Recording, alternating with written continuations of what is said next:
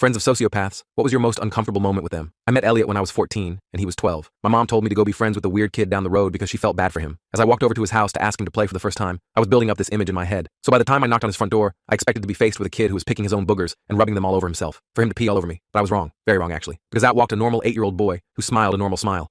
So do you want to hang out? Together? You and me? Yes! He cut me off with excitement. And I guess he noticed how taken aback I was from his reaction, because that's when his face immediately switched into a much more solemn expression. Hey, so did that seem happy to you? Do you think I did good? I just stared at him blankly, not knowing what in the world he was talking about. Oh, sorry. I don't really understand, feelings and stuff, so I've been practicing. I awkwardly laughed before trying to change topic and asking him what he liked to do for fun. And that's when he told me to follow him into his back garden. He pointed to the corner and showed me his bug orphanage. Dozens of jars filled with insects. Some had missing limbs, some upside down, some already dead. They're the ones nobody wanted. So I let them scream here instead, he announced proudly. And just before I could run out of the house screaming, he started tweaking out. Why are you so weirded out? This is literally the coolest thing ever. Do you ever feel like nobody gets you? Back then, no one really knew about the concept of sociopaths or anything like that. You were either the same as everyone else or different. And to me, it was very clear that he was different. And maybe it was my only child loneliness, or the fact I didn't grow up with a father. But either way, I decided to treat him as a little brother. We spent almost every day together after that. He'd relay to me how his day at school went. Meanwhile, I'd write everything down on a piece of paper and tell him how a normal person would react to everything he was telling me. After just a few weeks, he got really good at this, and we began to call it putting on the human mask. He had even managed to make friends outside of me. It all seemed so positive that I had no clue how much damage I was doing until he turned 13 and found out about pranks. You see, there was one problem I was never able to give him real advice on, and that was his boredom. Elliot would beg me to tell him the secret, how everyone doesn't just unalive themselves and everything in life is clearly a distraction from death. I hated when he talked like this.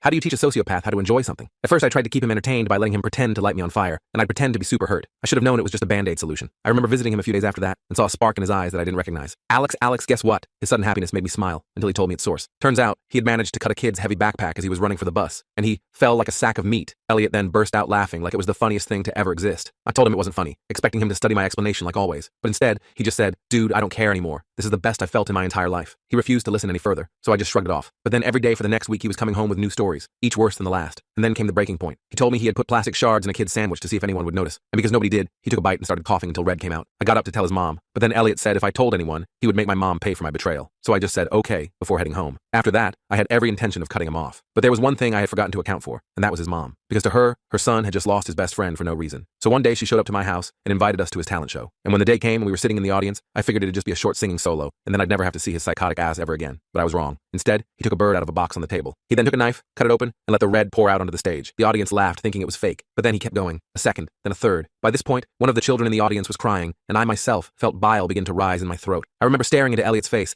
desperately searching for any sign of guilt, any sign that he had suddenly regretted what he had done. But instead, he was smiling ear to ear. That's when I heard the sirens outside. Turns out, a teacher had called the police during the performance. The rest of the full story is on my channel and linked below.